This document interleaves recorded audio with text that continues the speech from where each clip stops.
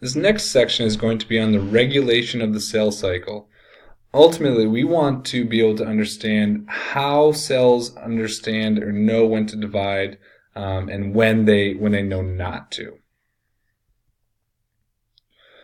So, cells are controlled by a chemical control system. So these chemicals that we'll talk about tells a cell when to start or stop dividing. So they're split into two kind of categories. Category 1, external regulation, something that comes from the outside of the cell. So if a cell is getting a lot of nutrients and is growing at a rapid rate, that is something that will potentially prompt a cell division. Or if there's a certain hormone, we have hormones all throughout our body that do different things. There's a certain hormone present that can also trigger a division. Now, an internal regulation, the second type of chemical control system, is a signal that comes from the nucleus. So obviously, right, what's inside the nucleus? The DNA. So the cell is able to tell itself that it needs to divide. This is, maybe it's too big. That's the biggest one. Oftentimes, when a cell gets too big, it's time for it to divide.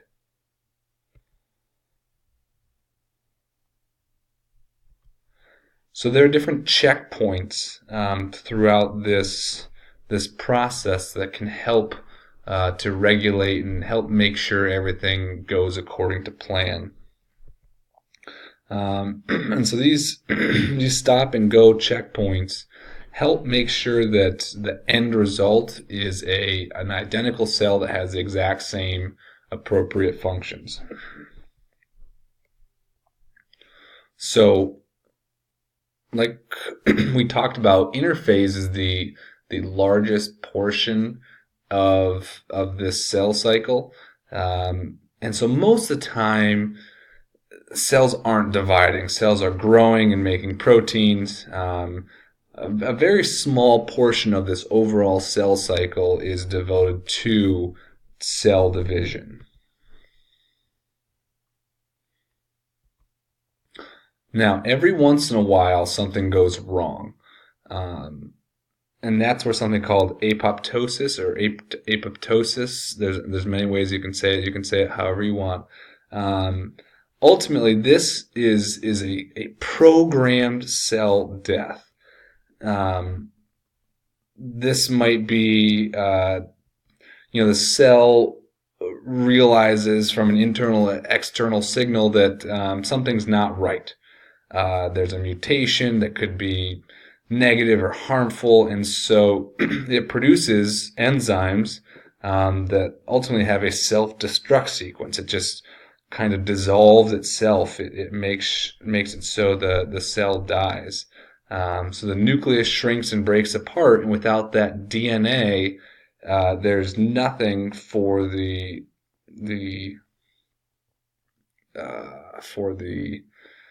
cell to go off from. There's no information, so it just ultimately dies. And so some examples of this are webbed fingers and toes. So this is something where there was a programmed cell death. Something went wrong, and so instead of having separated skin cells, separated membrane, we have webbed fingers and toes. That is directly a result of apoptosis.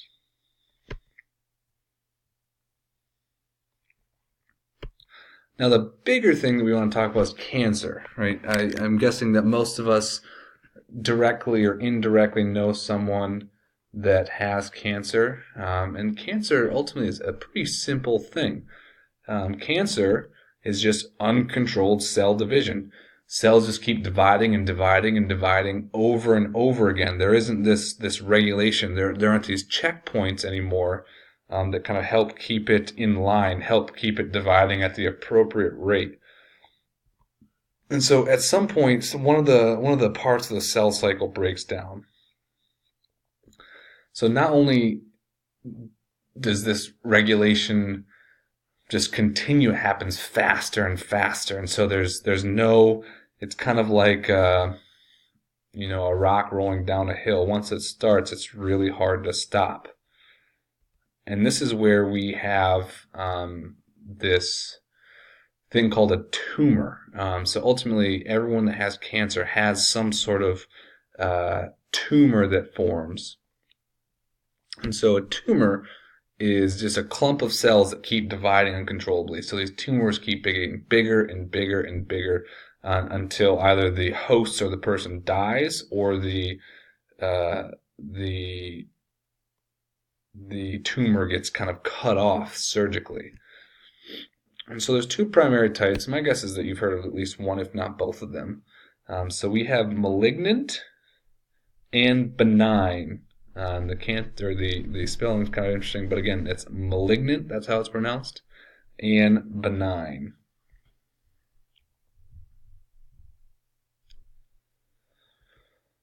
So the first form, malignant, this is the type of tumor that we want to avoid. These are the cancer cells. This is where the tumor is producing really harmful cells, and these cells often break away from the tumor and move to different parts of the body, leading to more uncontrolled cell growth and division. If you can catch cancer early on, oftentimes you can either surgically remove a tumor, or through chemotherapy or other, maybe radiation, you can stop these cancer cells from spreading. But unfortunately, sometimes that doesn't happen. So something called the process of metastasizing. That's where there's a spread of disease from one organ to another. So when these cancer cells move from the tumor to another organ, then to another organ, ultimately, when somebody has had cancer for a while, a lot of times they have it all throughout their body. And at that point, there's not a whole lot doctors can do. The ones that are lucky have benign tumors. So these tumors, again, are abnormal cells that are dividing uncontrollably, but they stay together. They don't get spread throughout the body. So rarely, if ever, do benign tumors lead to cancer. Most of the time, they're harmless, and they just need to be, again, either surgically removed or removed from in some other way.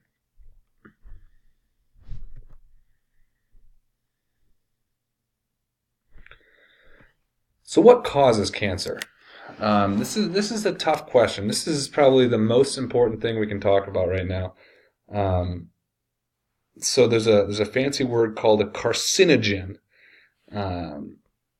So most cancers come from a carcinogen. So a carcinogen is a cancer-causing agent. So some examples of those are UV rays, tobacco smoke, X-rays, etc. So I'm going to go through each one of these individually. So UV rays, UV ultraviolet, that comes from the sun. So if you've been out in the sun for a long time, you don't put on sunscreen, obviously you get sunburnt. More importantly, the UV rays actually go into our cells and alter or damage our DNA. And so if somebody lives on the ocean and goes to the beach every day and gets sunburnt a lot, the odds of them getting skin cancer is very, very high, or another form of cancer. Next one, tobacco smoke. The tar and all the chemicals that are constantly entering our lungs in our bloodstream really wreak havoc on our cells and our DNA. Oftentimes people are getting throat cancer, mouth cancer, lung cancer, and it just deteriorates these different body parts, and can lead to cancer spreading all throughout the body.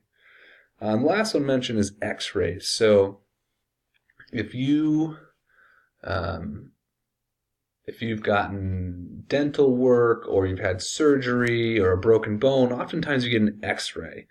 And so a lot of times they will put like a lead vest on you or some sort of protective covering to protect you from these X-rays. So if you get exposed to a lot of X-rays over and over again, that can impact your cells. But the bottom line is that the carcinogens mutate the DNA. They damage it, they change it, and cancer is definitely directly linked to these mutations caused by carcinogens. Other random mutations and infections also can cause cancer. The human papillomavirus is an example of something that is an infection that ultimately can lead to cancer if it goes untreated. So cancer is a really big deal, and when you boil down to it, it's pretty simple. It's just uncontrolled cell growth. But if you fail to get it checked, if you fail to get your yearly physical when you get older, and you go a couple years, this is something that could be life or death. Also, avoiding these carcinogens, avoiding a lot of chemicals, putting on sunscreen, not smoking, not drinking alcohol, not being directly exposed to X-rays. These are all things that you're in control of to help you prevent cancer. And now is the time. When you're younger, this is where you're not thinking about as much. You can still damage your DNA that can lead to cancer down the road. So again, cancer is a huge deal, but a lot of times you're in control of it.